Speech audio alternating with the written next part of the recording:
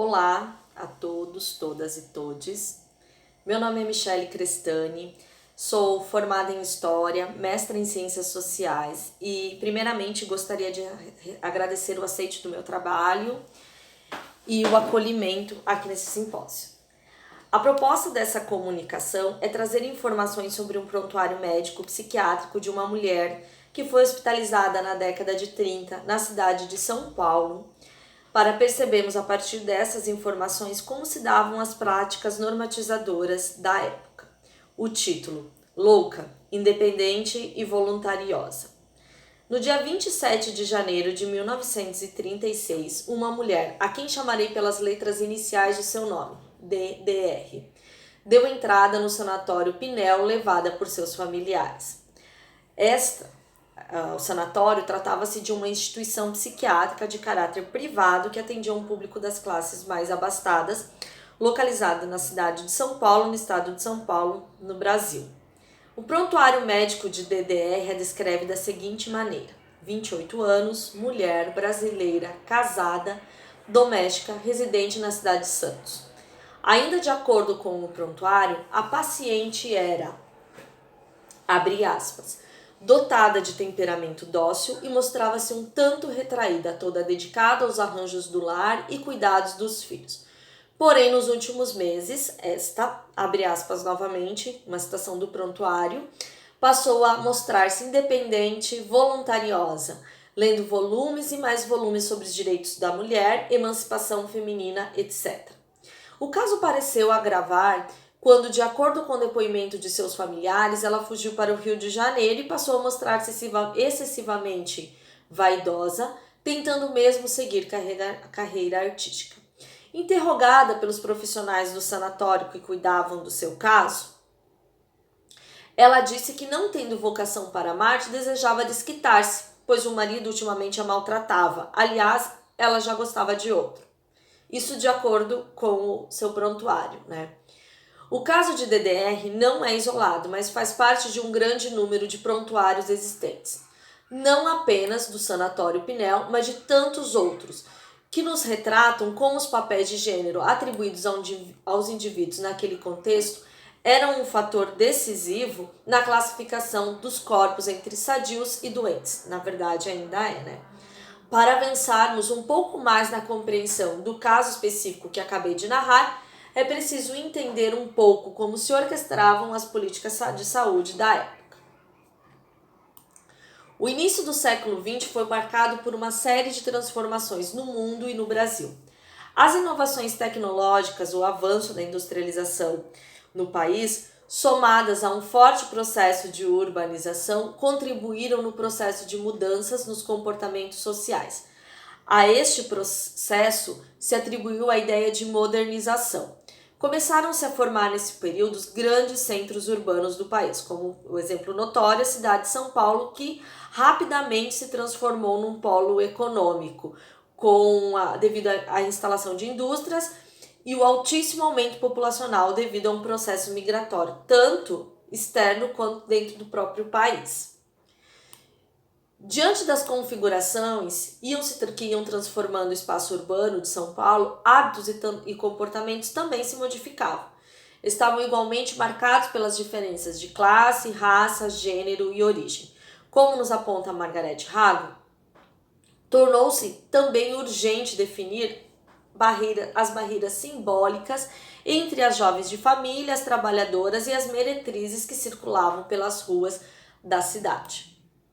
Ecoavam naquele contexto as ideias difundidas pelo darwinismo social, que acreditava na hierarquização dos indivíduos e, portanto, medidas deveriam ser adotadas a fim de evitar a degenerescência e manter a saúde física e mental da população. Para tanto, políticas eugênicas com caráter preventivo foram tomadas com a finalidade de garantir a formação de uma população sadia.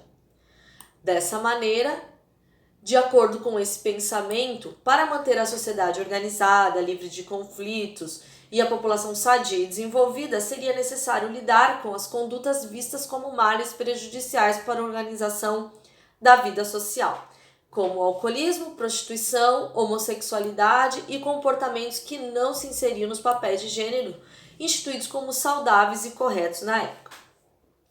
A fim de sanear os males que afetariam o desenvolvimento social, algumas organizações médicas foram criadas, como é o caso da Sociedade Eugênica de São Paulo, em 1918, e a Liga Paulista de Higiene Mental, em 1926. Com a finalidade de atuar tanto no âmbito privado quanto nas questões sociais, uma vez que os comportamentos considerados degenerados afetariam não somente as questões pessoais, mas todo o quadro social, estas organizações atuavam no combate à desordem e em busca de uma civilização ideal. Nesse contexto, surgiram as primeiras instituições psiquiátricas de São Paulo. Estas se configuravam em locais de reclusão e tratamento aos indivíduos que não estariam aptos, não eram considerados aptos para o convívio social. Em Microfísica do Poder, Michel Foucault atenta para as práticas de internamento no momento em que a loucura, abre aspas, uma citação de Foucault, a loucura passou a ser percebida menos como uma relação ao erro do que como uma relação à conduta regular e normal.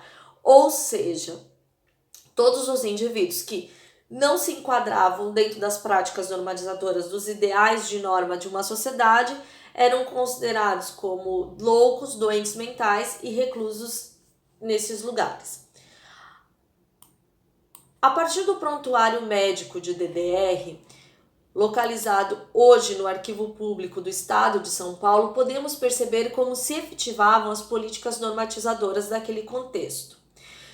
E de que maneira essas práticas eram atravessadas por questões de raça, gênero, local de origem e classe. Sendo assim, este documento nos apresenta indícios da maneira como se constroem as performances de gênero e o modo como, naquele contexto, os sujeitos poderiam ser classificados pelo saber médico como normais ou anormais em função de suas condutas que, por vezes, ultrapassavam as barreiras simbólicas dos signos de gênero.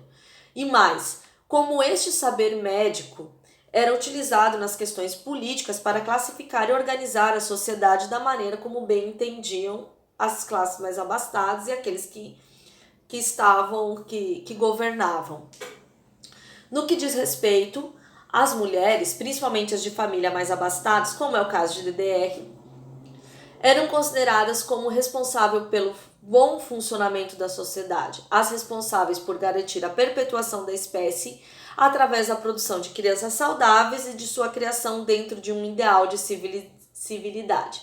Daí, como nos aponta Michel Perrault em seus escritos, principalmente em História da Vida Privada, vem o forte interesse do Estado nas famílias, estando as famílias à mercê dos saberes médicos e jurídicos que visavam controlar as práticas sexuais, a fim de evitar a redução da natalidade e a degenerescência da civilização.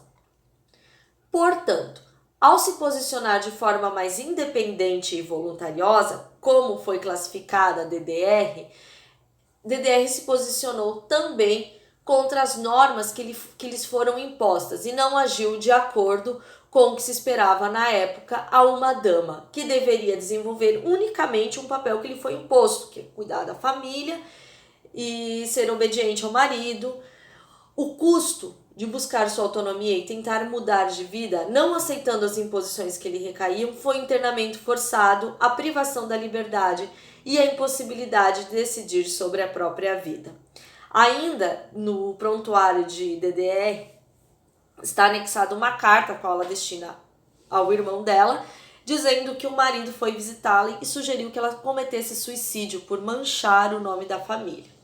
Porém, ela, firme nos seus propósitos, disse que não iria fazer isso, mas pediu que ajudasse a sair, porque as mulheres, as pessoas internadas, só poderiam sair do local de internamento quando a família mesmo que a internou assumisse e tirasse de lá, mas dizendo que precisaria se reerguer, por ainda assim não gostaria de continuar casada com aquele homem e que não iria cometer suicídio.